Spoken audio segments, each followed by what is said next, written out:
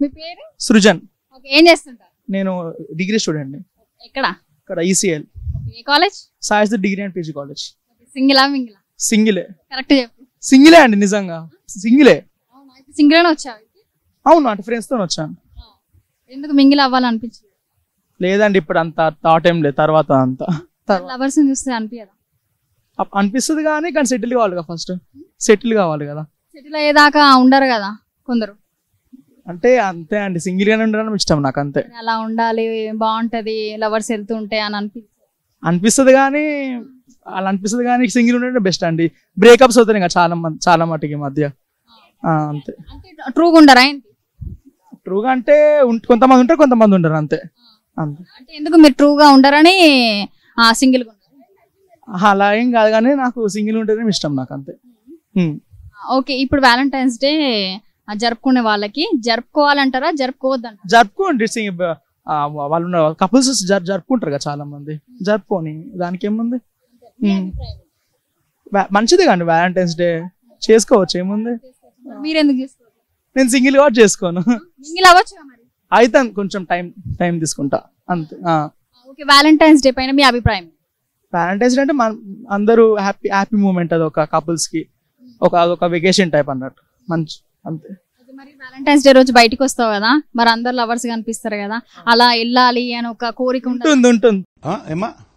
కానీ కొంచెం టైం, అంతే. నిజం చెప్పు, పేరెంట్స్ చూస్తారని ఇట్లా చెప్తున్నా? లేదండి, నిజంగా మా పేరెంట్స్ కూడా నేను ఏంటో తెలుసు, మా పేరెంట్స్ కూడా తెలుసు కానీ నేను ఏంటో. ఒకవేళ మింగిల్ అయినా కూడా చెప్తావు ఇంట్లో? చెప్తాను, ఏమో ఆబ్వియస్లీ చెప్తాను, అంతే. Okay, thank you. హాయ్ అండి. హాయ్, నమస్తే అండి. మీ పేరు? అలివేలు. ఎక్కడ నుంచి? వైజాగ్. వైజాగ్ నుంచి వచ్చారా? ఏం చేస్తుంటారు? నేను హౌస్ వైఫ్.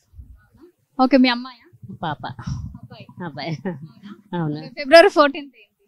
ఫిబ్రవరి 14th అంటే అది మన దేశ సంస్కృతి కాదు, దాని మీద నాకు ఎటువంటి అభిప్రాయం కూడా లేదు. సెలబ్రేషన్స్ అసలు మాకేం ఉండవు, మా పిల్లలు కూడా అలాంటివి ఏం పట్టించుకోరు. అలాంటివి ఏం లేవు, మామూలుగా మా ఇంట్లో అయితే అలాంటివి ఏం జరగవు. వ్యాలంటైన్స్ డే అలాంటివి ఏం కూడా మేము జరుపుకోం. మీ love marriage, arrange marriage? Love come marriage. మీ పిల్లలు కూడా చెప్పకపోవచ్చు, భయం లేదు. నాకు మొత్తం తెలుసు వాళ్ళ గురించి, వాళ్ళకి ఏం లవ్ లేదు, ఏం లేదు. మీరు ఎట్లా చెప్తారు? వాళ్ళు కాలేజ్కి వెళ్తారు కదా. మొత్తం తెలుసు మనకి, మన ఫోన్ మన దగ్గర ఉంటుంది. ఓపెన్ స్కాన్ చేసుకున్నారు? స్కాన్ ఏమి ఉండదు, అంత ఓకే, అంత ఓపెన్ గా ఉంటుంది మా ఇంట్లో.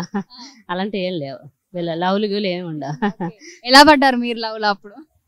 పడేశారు, మాస్టర్ మమ్మల్ని పడేశారు. ఏం చేస్తుంటారు?